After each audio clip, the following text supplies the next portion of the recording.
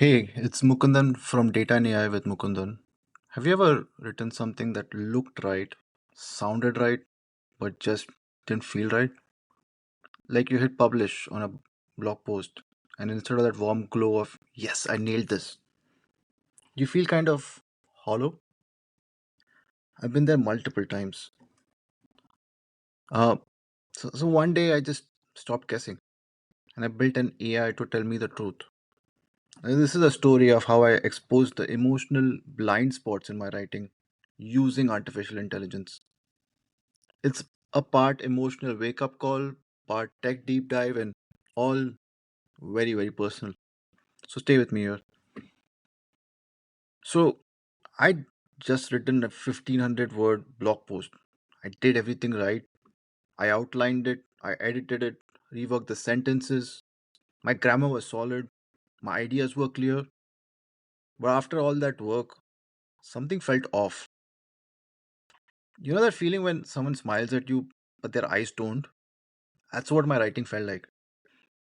On on paper it was fine, but emotionally disconnected, distant, in fact. And it scared me because why wouldn't it, right? Because I wasn't trying to be cold.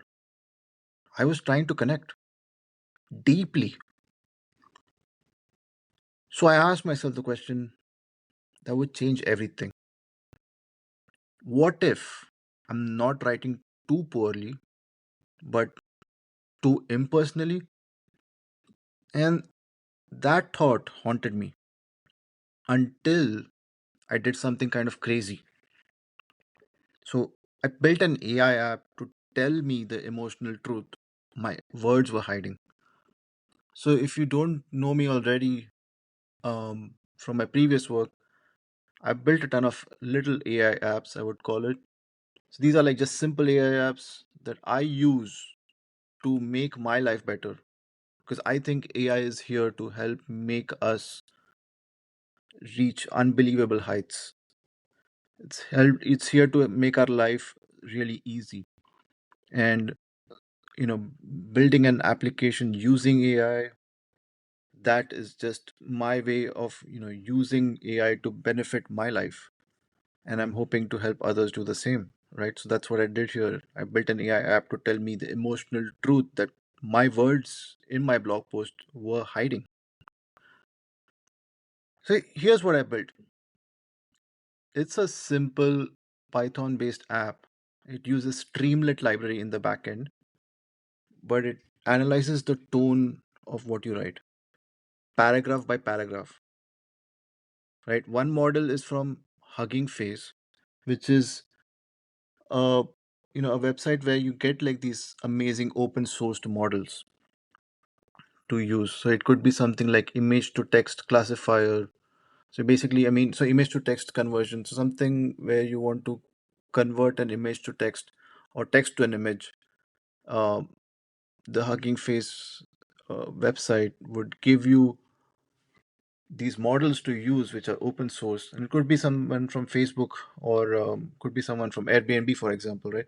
They could be open sourcing these models and making them available to you so that you can use it to build that amazing text to image classifier or text to image converter that I know you can. So in this case, I used this model from Hugging Face, like I mentioned. It detects emotions. It detects joy, frustration, sadness, excitement. And the other I used was GPT-4, which is the latest, one of the latest, I mean, at this point. GPTs from ChatGPT. It At this point, I think it would be a bit more older. But I mean, yeah, it is a GPT by ChatGPT. It tells me what tone it hears, whether it's confident, apologetic, casual, or robotic. Yeah, if those don't match up, the app flags it. That's the emotional mismatch. And that's where my writing is betraying me, right? I ran my blog through it, And paragraph by paragraph, I saw it. My intro was meant to be uplifting, but it read uncertain. My conclusion was supposed to feel powerful, but the AI called it resigned. And I had to sit with that because it was right. So I used that feedback to rewrite the post, not just for clarity, but for that connection. That's when my writing started to feel like me again. So here's where I went deeper, right? I wanted the tone detector to know me, to know my quirks, my voice, my style. So I trained a model to use my own writing.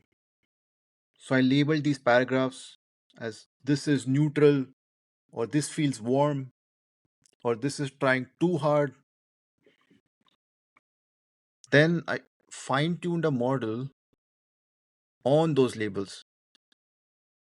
Now, when I run new writing through it, it doesn't just judge me based on these generic emotion categories. It checks if my writing sounds like me, not like a perfect writer, but like a real one. And that's when something magical happened. My blog started getting more comments like, this really spoke to me. I wasn't trying harder. See, I wasn't trying harder. It's just I was trying to be real. And being real is what helps you connect with people, right? And surprisingly, AI got me there. So here's what I learned. We spend hours tweaking grammar, structure, word choice, but if the tone's off, none of it lands. Tone is invisible, but it is everything. It's why a helpful email feels condescending, right? It's why a passionate tweet sounds arrogant. It's why your heartfelt blog sounds robotic. Yeah, I just do those robot voices. So we are blind to our own emotional inconsistencies. But AI, it doesn't flinch. It reflects. It shows us our blind spots. And if we are brave enough to look, it can help us connect in ways we didn't even know we were missing. So let me ask you something. When was the last time you asked your words how they feel? Or you asked how your words felt exactly, right? And previously, I was just trying to give these words um, a person. I mean, a feeling of a person. But like, if you asked how your words felt to people, or maybe to yourself, just ask that to yourself. Not just what you said, but what you meant and how it actually landed. So you can try building the app that I have linked in the show notes.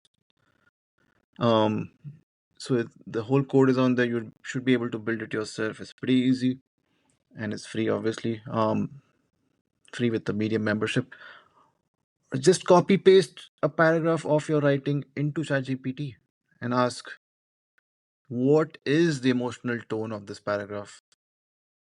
And you might be shocked. You might be validated. But either way, you'll be more aware. Because that's what makes great communication today.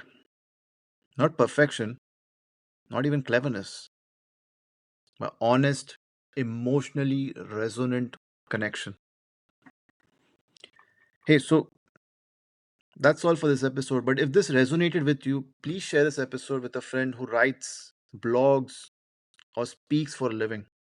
Better yet, share it with someone whose words matter. Because the world doesn't need more content, it needs more felt truth. It needs more truth. It needs people to be more themselves. And Thanks for listening to Data Nia with Mukundan, and see you in the next one.